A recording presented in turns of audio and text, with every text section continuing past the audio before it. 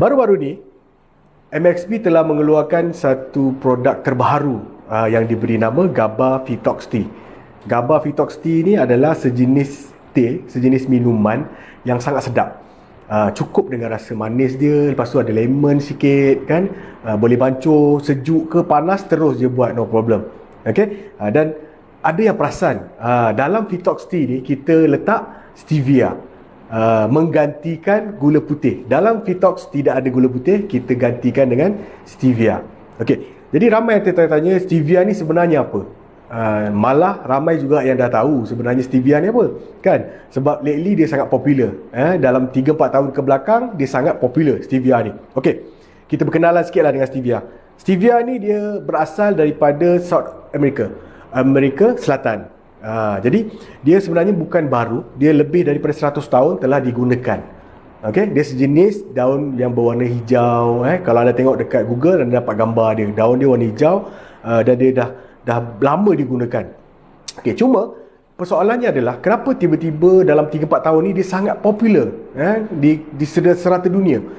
Sampaikan pada tahun 2011 tahu, bukan baru-baru, 2011 EU, Persatuan Eropah, European Union, dia telah membenarkan 27 negara mereka punya geng-geng untuk guna stevia ni secara meluas.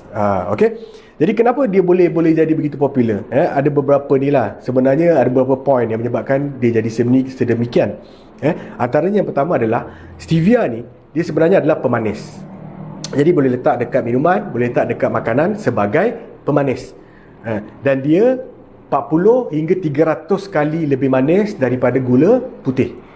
40 hingga 300 kali lebih manis daripada gula putih. Bergantung kepada dia punya bentuk, bergantung pada dia punya level lah, kan. Setiap stevia ni dia ada berbagai level, kan. Ada yang bukan level, berbagai grade, kan. Ada grade yang bawah sikit, yang tengah, mungkin yang high end punya grade. Jadi itu mungkin membezakan lah berapa manis dia berbanding gula putih.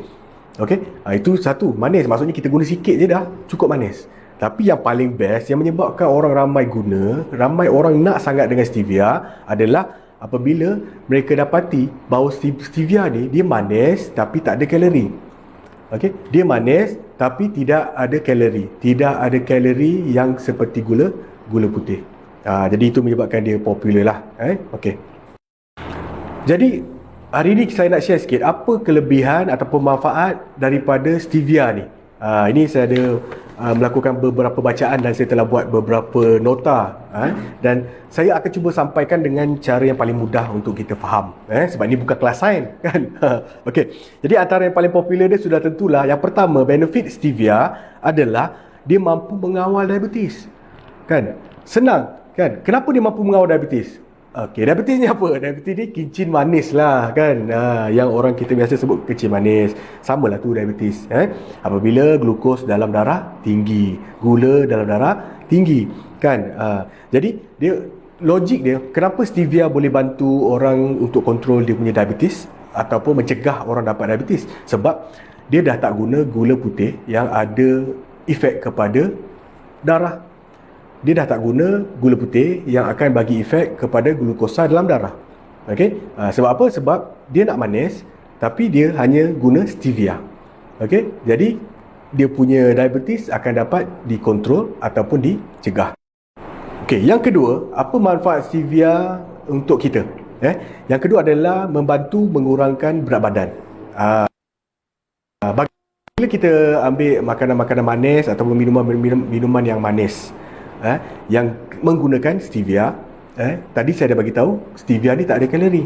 Jadi bila minum ataupun makan makanan manis yang letak stevia yang tidak menggunakan gula putih, maksudnya kalori akan berkurang daripada kita punya pengambilan.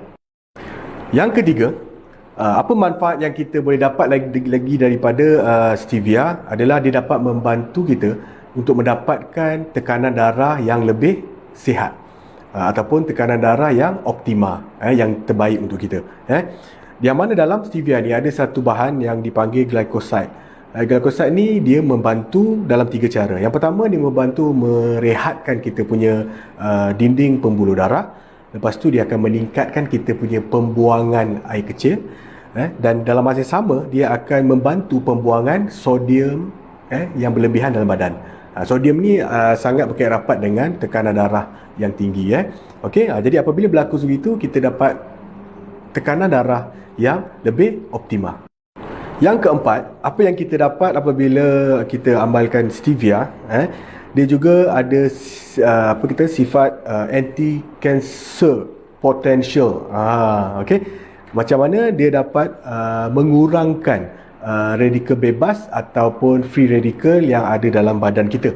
Sebab free radical ataupun radikal bebas antara faktor utama yang boleh menjurus ke arah kanser dan juga banyak lagi penyakit-penyakit yang ada di dalam badan kita lah.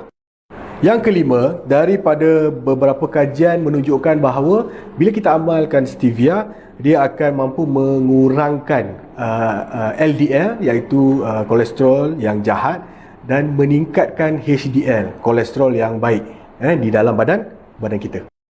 Yang keenam, stevia juga telah mula digunakan dalam ubat gigi untuk pengetahuan anda. Sebab apa? Sebab dia mampu menjaga kita punya kebersihan dalam mulut, ataupun kita panggil kesihatan dalam mulut, oral health kita, yang mana dia membasmi bacterial formation. Dia tidak bagi bakteria tu banyak berkumpul di dalam mulut yang akan menyebabkan bau, akan menyebabkan gigi yang rosak dan sebagainya.